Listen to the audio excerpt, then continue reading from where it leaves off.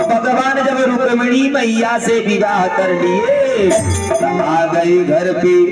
जब घर पे आए तो समय आया तो रुक्मिणी मैया ने एक बड़ा सुंदर बच्चे को जन्म दी। अरे नाचे गावे बली बली जावे,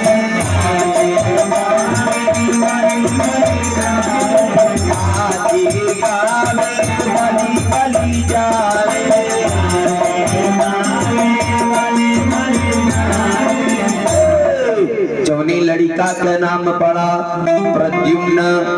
सुनिए, भगवान श्री कृष्ण के जो है पहले बेटे का नाम पड़ा प्रद्युम्न। आचार्य श्री सुखदेव जी कहते हैं, परीक्षित कामस्तु वासुदेवांशो रुद्रमन्युना आदेहो पपत्ते भूयस तमेव प्रत्यपद्यता। जो व्यक्ति जितना प्रगति प्राप्त करता है, जितना ही आगे बढ़ता है, उसके दुश्मन भी उतना बढ़ते जाते हैं। देखिए, दुश्मन बढ़ाना नहीं पड़ता है, आना दुश्मन बनाना पड़ता है। व्यक्ति जैसे जैसे प्रगति प्राप्त करता है, वैसे वैसे होकर दुश्मन बढ़ते जाते हैं, वैसे वैसे होकर दुश्मन आगे बढ़ते जाते हैं। देखिए, मान के चलिए, आज आपके पास एक मंजिला घर है, एक मंजिला घर है। कल को ठाकुर जी का कृपा हो गया और 2 मंजिला घर हो गया, 2 मंजिला घर हो गया, तो जो है ठाकुर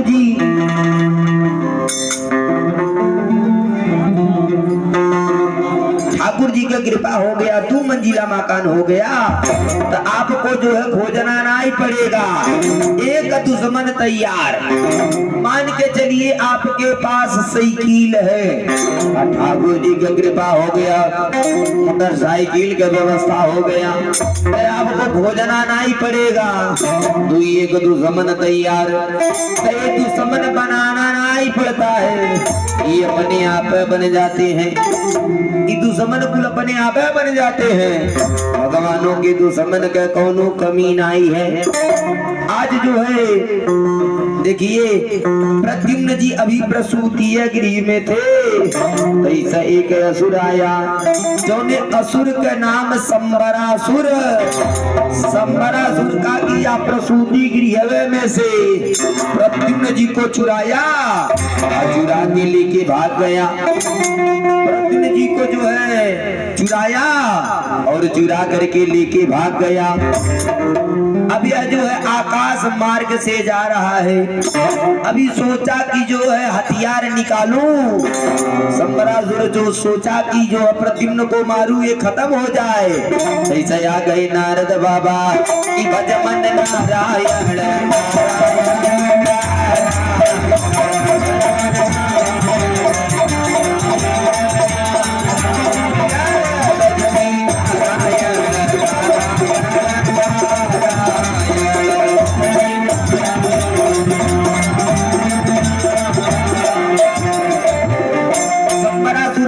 बाबा को देखते ही प्रणाम किया। नारद बाबा ने कहा, अरे राजन संबरासुर, अरे आप ये क्या कर रहे हैं, आप ये क्या कर रहे हैं?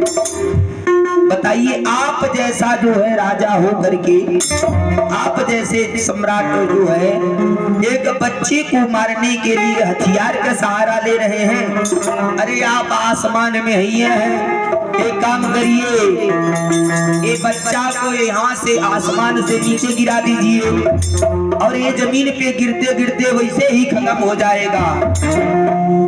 जमीन पे गिरते गिरते वैसे ही खत्म हो जाएगा। अब संबरासुर जो है का किया, प्रद्युम्न जी को आसमान से छोड़ दिया और जो है प्रद्युम्न जी नीचे आए तो कहा गिरे समुद्र में। तैसा जो है कोई एक मछली निकल ली, तैसा मछुआरे कुल जाल डाल दिए, मछुआरे सब जाल डाल दिए। आई है मछलियां फंस गई।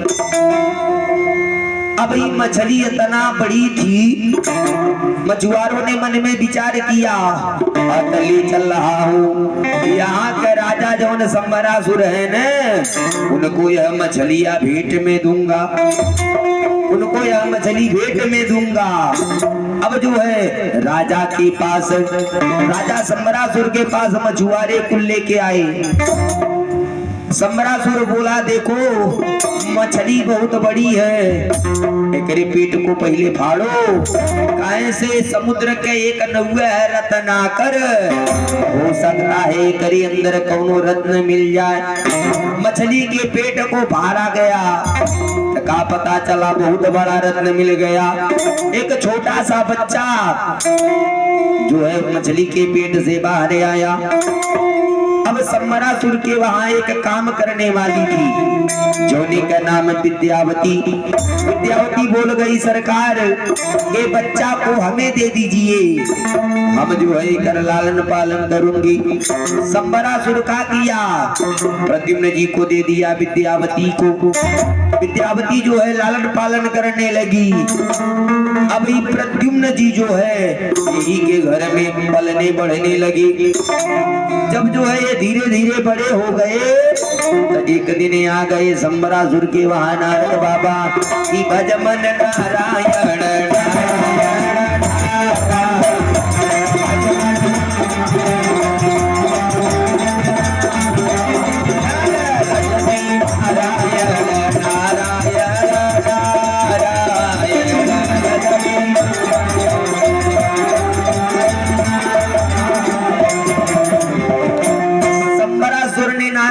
को प्रणाम किया।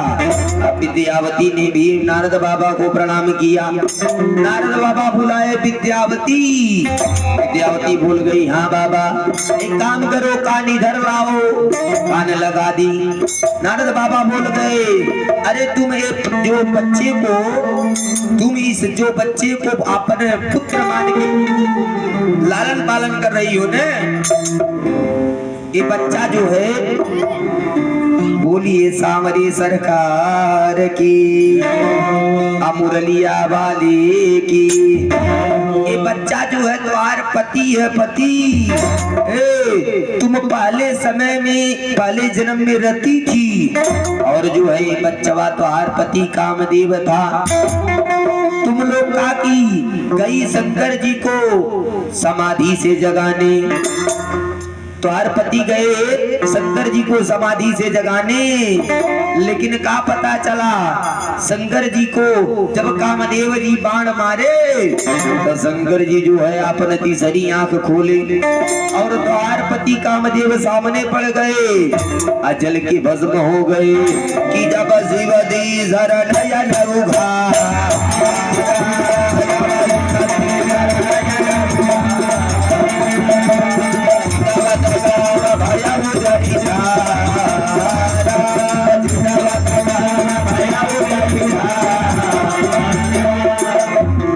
जब द्वार पति जो है बाण मारे, भगवान का न पहली आंख खुली न दूसरी, तीसरी हेडलाइट भूल गया और द्वार पति कामदेव जल के खत्म हो गए। अब तुम रोने लगी भोलेनाथ, देवताओं के कार्य की सिद्धि के लिए हमारे पति जो है आपको जगाए और आप उनको जला करके भस्म कर दीजिए, अब हमारे पति आप हमको दीजिए। तब शंकर जी ने कहा रति देखो रो मत, अब आने दो द्वापर युग, जब भगवान के अवतार होगा तब जो भगवान से पहला पुत्र होगा न वह द्वार पति होंगे कि जब जदुवंशा कृष्ण अवतारा।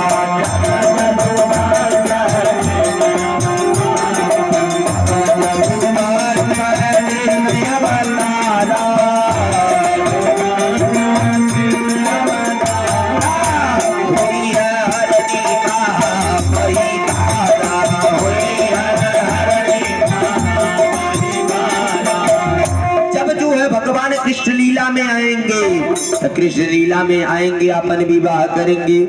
भगवान का जब पहला लड़का होगा वह द्वारपति होगा कि जब जदुवंश कृष्ण अवतारा, होई है हरणी महा मही भारा। कृष्ण तनया होई आई पति तोरा वचन अन्यथा होई न मोरा। भोलेनाथ ने कहा रति देख, भगवान कन्हैया का पहला संतान द्वारा पति होगा। नारद बाबा ने कहा ये जो बच्चा है ना, ये भगवान कृष्ण का पहला संतान है, एक नाम है प्रद्युम्न। अब देखिए विद्यावती मायावी विद्या जानती थी। अब जो है धीरे धीरे प्रद्युम्न जी बड़े हो गए जब, तो संबरासुर को मारे और उसके बाद रति को ले लिए, विद्यावती को लिए लेकर के आ गए द्वारिका। आज जो है 16 वर्ष के हो गए, प्रद्युम्न जी 16 वर्ष के हो गए। बोलिए शंकर भगवान की। अब जो है आज रुक्मिणी मैया देखी तो मन में विचार कर रही है, हमारे लड़का जो रहता न तो ठीक है इसी बच्चे की तरह होता। आचार्य श्री सुखदेव जी ने कहा कि जब जो है यार तब तक भगवान श्री कृष्ण 16,107 विवाह औरी कर लिए। तब तक भगवान 16,107 विवाह और कर लिए। परीक्षित जी हाथ जोड़ लिए गुरु, अतः भगवान जो है किससे अपन विवाह किए और तई कथा बता देते तो बड़ा बढ़िया। सुखदेव जी ने कहा परीक्षित सुनो, भगवान ने अपन दूसरा विवाह किया भालू के बेटी के साथ। परीक्षित जी हाथ जोड़ लिए गुरु, अरे भालू के बेटी आप जो है भगवान के पत्नी, ई कथा सुना देती तो बड़ा बढ़िया रहता। सुखदेव जी कहते हैं राजन सुनो, द्वारिका में एक राजा हुए, दोनों राजा के नाम सत्राजीत का एक नाम है सेनजीत। ये दुई भाई हैं। देखिए यह कथा है, भादो महीना में चौथ के चांद देखने से जो कलंक लगता है, यह कथा है सुन लेने से वह कलंक से मनुष्य मुक्त हो जाता है। लोग क्या करते हैं, जे भादो महीना का चौथ के चांद देख लेता है तो क्या करता है, लोग 5 गो ढेला लेते हैं, असर से वही चीके अब पीछे सब फेंक देते हैं। अब मान के चलिए आप ढेला वही चके फेंके, कहीं पीछे जाके कोनो पटीदारे कपारे पे लग कपार फूट गई, तब उसे बढ़िया सुनिए कथवा आप लोग सुन लीजिए और सुन के याद कर लीजिए। जब जो है भूल से अगर चौथ के चांद देख लीजिए तो क्या करिएगा, कथवा अपनी सुन लीजिएगा, अपनी कह लीजिएगा, अपनी सुनियो लीजिएगा। आचार्य श्री सुखदेव जी कहते हैं परीक्षित सुनो, यही द्वारिका में एक राजा हुए जिकर नाम सेनजीत। इनको जो है लोग सत्राजीत नाम से बुलाते थे। इनके छोटे भाई का नाम था प्रसेनजीत। या भगवान का बहुत तपस्या किया, भगवान सूर्य बड़ा प्रसन्न हो गए और उसके बाद इसको एक मणि दे दिए, जो ने मणि के नाम का पड़ा स्यमंतक मणि। ये मणि का 2 काम है, एक नंबर पे मणि से प्रकाश निकलता है और दूसरे नंबर पे ये मणि का अगर 10 घंटा पूजा कर दिया जाए तो ये मणि जो है 8 भर सोना देता है। स्यमंतक मणि 8 भर सोना देता है 10 ग्राम वाला भरी नहीं, एक भरी में 25 किलो सोना, 25 किलो सोना, यानी 8 भरी में ही 2 कुंटल सोना देता है। अगर एक प्रतिदिन 10 घंटा पूजा कर दिया जाए तो 10 भरी सोना 2 कुंटल सोना देता है। अब आज सत्राजीत का किया, वह मणि गले में धारण किया, द्वारिकाधीश कन्हैया से मिलने चल दिया। ए अभी इतुर में है तैसा भगवान का दरबारी कुल इसको उठ उठ के प्रणाम कर रहे हैं। सब लोगों ने कहा है लग रहा है भगवान सूर्य आ रहे हैं। आई लोग दूर से प्रणाम कर रहे हैं। भगवान जो है बैठे हुए हैं। भगवान से का छुपा है तो कुल जनबे कर रहे हैं। जब सत्राजीत नजदीक आ गया तो दरबारी सब सर नीचे कर लिए, सब शर्मा गए। भगवान के चरणों में सत्राजीत प्रणाम किया। भगवान ने कहा सत्राजीत कैसे आना हुआ? सत्राजीत बोला सरकार देखिए सोचा आज चल के आपका दर्शन कर लूं। भगवान बोले सत्राजीत अतः मणि जो है तुम्हें जो पहने होने एक का काम करता है? सत्राजीत ने कहा सरकार मणि का दुई काम, एक नंबर पे मणि प्रकाश देता है, दूसरे नंबर पे मणि के अगर निरंतर 10 घंटा पूजा कर दिया जाए नहीं प्रतिदिन 2 कुंटल सोना देता है। भगवान ने कहा सत्राजीत देखो एक काम करो। अच्छा एक बात बताओ तुम लोग कितने लोग हो? सत्राजीत ने कहा सरकार हम लोग जो है 4 लोग हैं। एक हम, एक हमारा पत्नी, एक जो है हमारा भाई, एक हमारी बेटी, 4 परिवार हैं। भगवान ने कहा देख तुम 4 ही लोग हो, एक काम करो एक मणि जो है तुम क्या करोगे? ये मणिया द्वारिका में रखवा देते, खजाने में जमा करवा देते, ऐसे राज्य का कारोबार चलता। ये बतिया सत्राजीत को अच्छा नहीं लगा। सत्राजीत वहां से उठा और करे बाद चल दिया। सत्राजीत वहां से चल दिया और करे बाद आ गया घर पे। धीरे धीरे 10 दिन बीत गया। आज एकर जवन छोटका भाई जेकर नाम प्रसेनजीत, प्रसेनजीत का किया गले में मणि को धारण किया और चल दिया जंगल में शिकार खेलने। इस शिकार खेलने पहुंचा तो का पता चला एक शेर मिल गया। अब जो है शेर इसको मारा, इसके भाई प्रसेनजीत को मार दिया और मार के मणिया छीन लिया, मणि छीन लिया।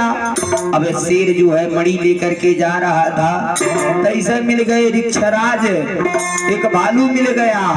अब इस शेरवा को मारा, शेर को मार के भलुया मणिया छीन लिया, छीन के लेके गुफा में चला गया। धीरे धीरे 2-4-5 दिन बीत गया, 2-4-5 दिन बीत गया। प्रसेनजीत जब घर पे लौट के नहीं आया तो एक दिन सत्राजीत अपने पत्नी से कह दिया है अरे द्वारिकाधीश कन्हैया एक दिन मैं उनके वहां गया था, हमसे बोले मड़िया हमको दे दो और हमने मड़िया नहीं दिया तो लग रहा है हमारे भाई को मरवाए, मरवा के मड़िया छीन लिए। लग रहा है हमारे भाई प्रसेनजीत को मार के मणि छीन लिए। लेकिन हे अपने पत्नी से बोल ले गया सत्राजीत देखो ये बात किसी से कहना मत।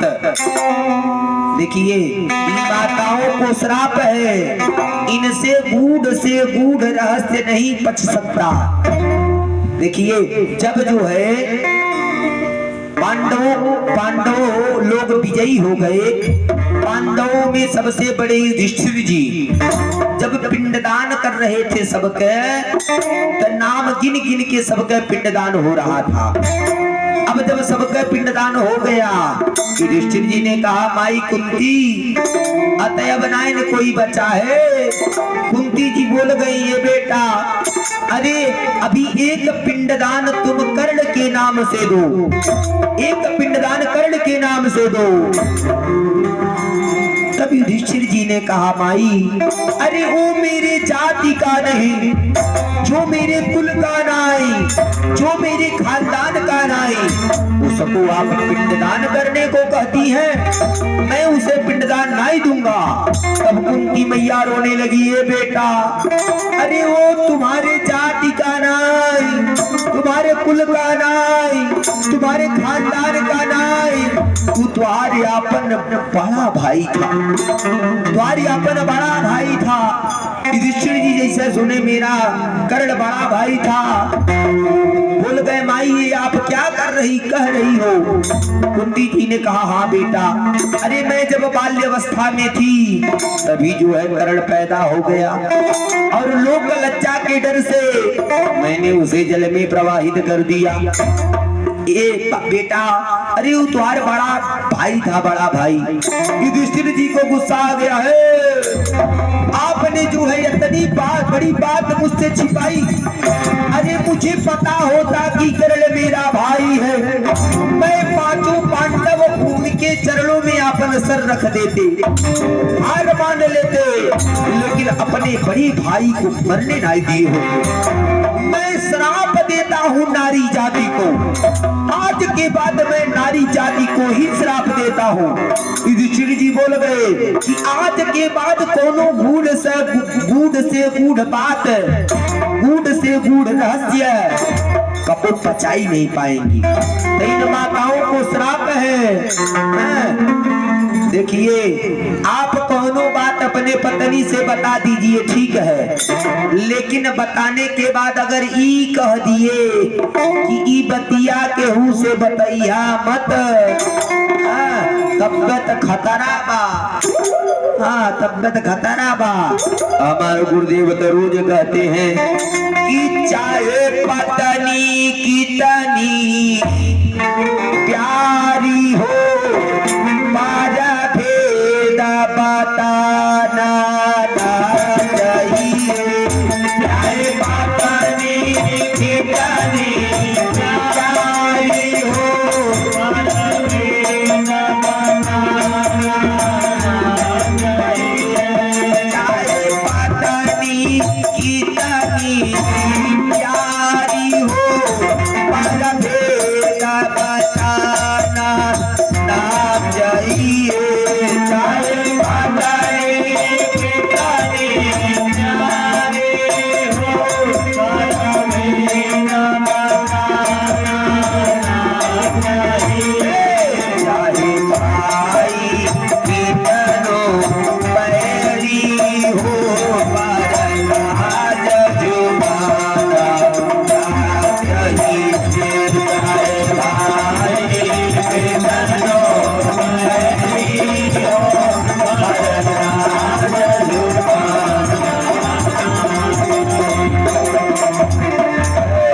गुरुदेव हमारे रोज कहते हैं कि चाहे पत्नी कितनी प्यारी हो, अपर भेद बताना ना चाहिए। चाहे भाई कितनो बैरी हो, पर राज झुकाना ना चाहिए। देखिए पत्नी कितनो प्यारी हो, गूढ़ से गूढ़ बात नहीं बताना चाहिए, ऐसा शास्त्र कहता है। सत्राजीत अपने पत्नी से सगरी बात बता दिया, बोल गया है कि बतिया किसी से कहना मत। अब सवेरे सवेरे सत्राजीत के घर बर्तन मांजने वाली आई। अब सत्राजीत का पत्नी सगरी बतिया रो रो के बता दी। बोल गई ये बहिनी, अता देखा तो के आपन समझ के कहली हई, ई बतिया केहू से कहिया मत, ई बतिया केहू से बतैया मत। अब वो बर्तन माजे वाली बोली नहीं दीदी केहू से बताई बनाई। आओ करे बाद जेकरे जेकरे घर बर्तन माजने गई, सबके घर जा जाके बैना बांट दी। अब बैना बांट दी तो गरीमत लास्ट में ही कह देती है बहिनी, आता देखा तो के आपन समझ के बतावतानी, केहू से ही बतिया कहिया मत। जकरे जकरे घरे जाती कहती, का पता चला ई बात पूरे द्वारिका में फैल गया। धीरे धीरे जो है भगवान भगवान के कान में बात पहुंचा। भगवान जो है जब सुने तका किए, तुरंत जो है पहुंच गए गुरु गर्गाचार्य जी के पास और पहुंच के बोल गए, ए गुरुदेव। वही चौपाई याद आती है कि गुरु गृह गयो तुरंत मरी पाला, गुरु गृह गयो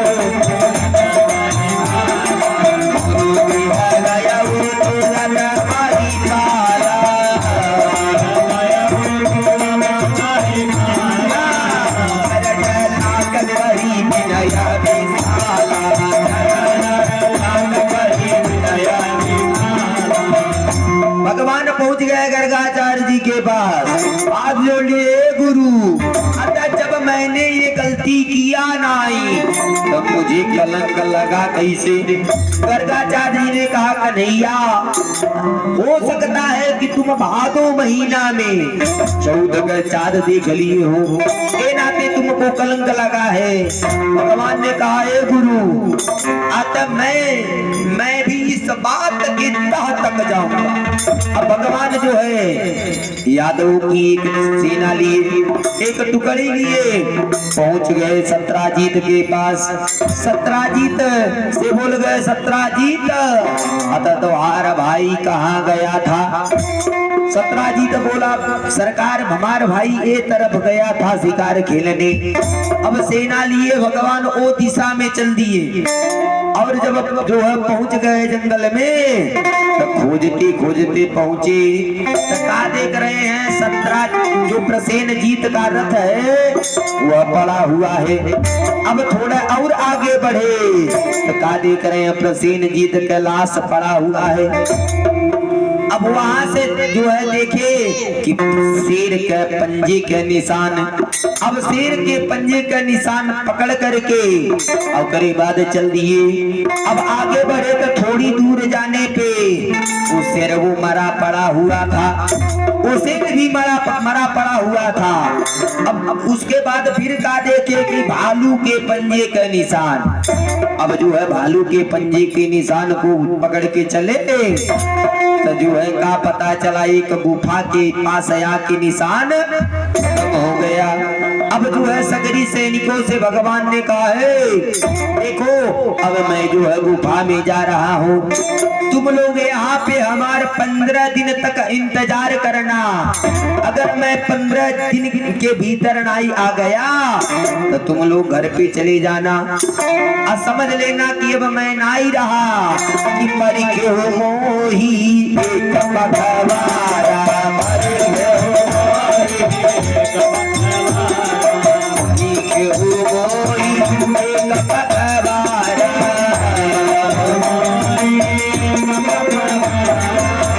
भैया यसुत बचाने उमारा,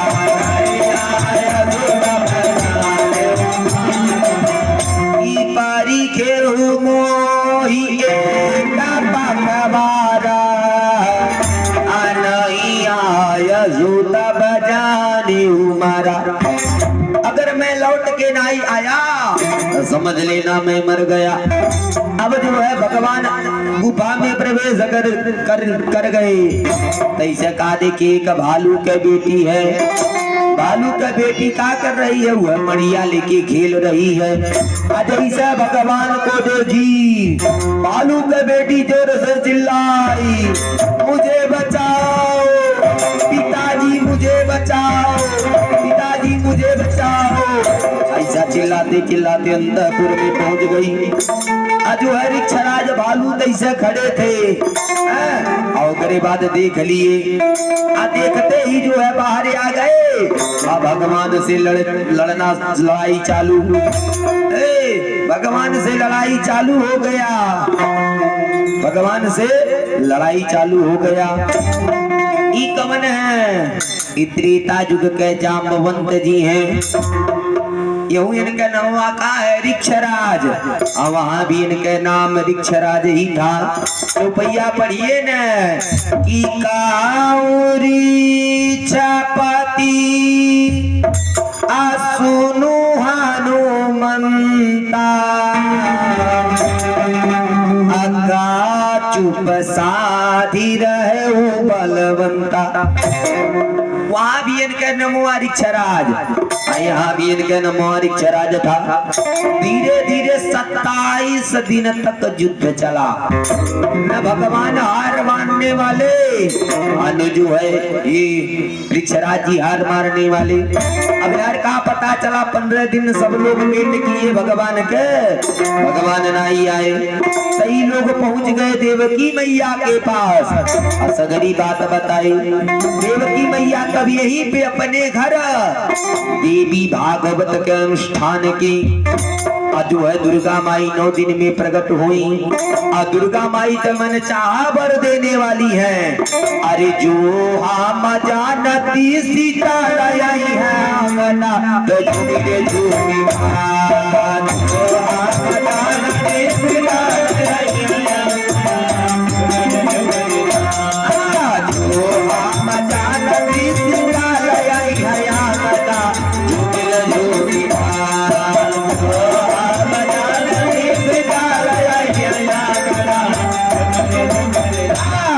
जब करो